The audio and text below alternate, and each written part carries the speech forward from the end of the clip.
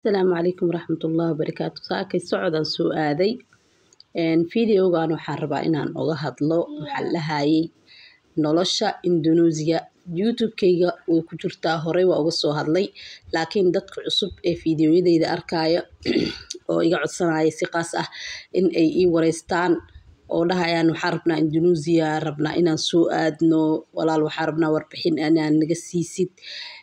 maxaa la horta iga raali noqda insha Allah biidhnillah videogan marka aad fiirsataan kadib hadii go'aankiina uu dhab yahay markaas insha Allah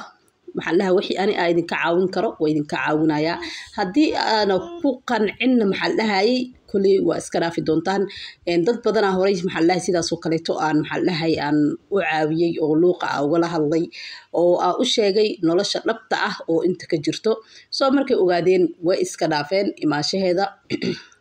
dad imaadeen way jiraan oo horay u yaqaanay dad kaleeto oo joogan Indonesia soo marka dadka way isku dhex jiraan dad laga yaabo inay dad ka yaqaanaan dadna dad aan ka aqoonin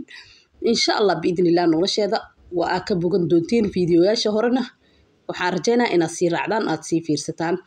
horta Indonesia maxaa la dhahayay qaxooti bas ka jiro nolol kaleeto oo maxaa la dhahayay oo sida wadamada kaleeto loogu nool yahay kama jirto sababta keenaysan waxa waaye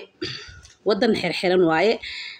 malahan shaqo meel aan lahayn waxa waa dareemi kartiin nolosheeda in ay adag tahay soo shaqo horta maxaa la dhahayay maba lahanba mamnuuc waaye dadka ajaanibta ah in ay dhex galaan dadka wadanka u dhasheen oo Indonesia soo dawladda Indonesia heshiiska UNHCR la gashay baa waxa ah in ay dadkan ay soo dhex galin dadka oo dadka maadaama Indonesia ay badan yihiin oo wadankooda dhaqaale zaid uusan lahayn soo marka يعني هشيس ku kala qaateen sidaas darteeda UNHCR dadka caawinaad yar ayay siisaa caawinaadaas ma ahan mid yani qofka bini aadanka mustakafi ka dhigaysa ma ahan laakiin waa kaalmaati oo every dhaanta caawinaad UNHCR ay bixisana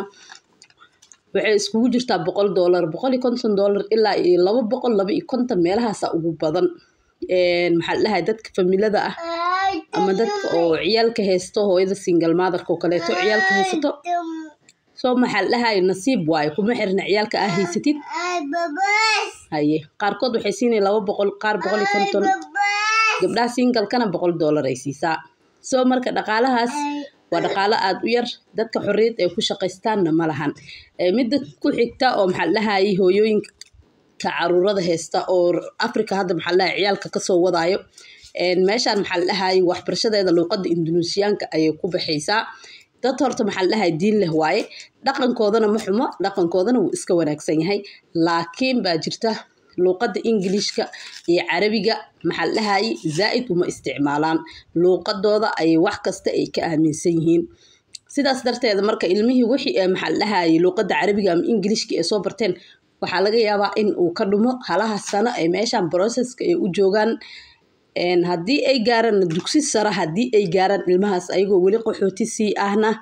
dugsi sare maxaa la hayay wali looma ogolaanin kaliya waxa loo ogol yahay ciyalka maxaa la hayay oo 7 sano iskoolka bilowga ah ilaa iyo maxaa la hayay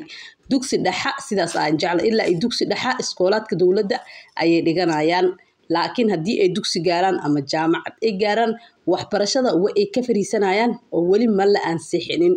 heshiiskaas yani UNHCR dawladda Indonesia wali heshiiskaas ma ay ansixinin sidaas darteed hooyada marka waxa laga yaabaa intay process ka sugayso ilmaheedii oo maxaa la ayagoo 10 sano ay keentayba inay maxaa la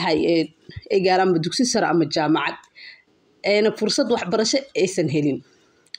sidaas darteed marka ilmaha in meesha lagu soo lugeeyo horta ma fiicno midii xigtaa waxay tahay hadii aad haysatid يعني دان ay kugu kalifayso oo ilma xanuunsan oo medical case ah oo maxalla ambarelatis ama xaalad yani Soomaaliya wax loogu qaban karo waayay hadii aad haysatid isdheeysid qurbaha hadii aad tagtid oo maxalla yani ilmahan mustaqbal yani caafimaad u raadi qofkaas oo kaleeto danta ku kalifayso inuu meeshan iska imaado laakiin qof ilmihiisa u fiican yihiin ama shaqo iska haysto ama nolol yar iska haysto inuu noloshiisa soo baabi'iyo oo qaxooti soo fariisto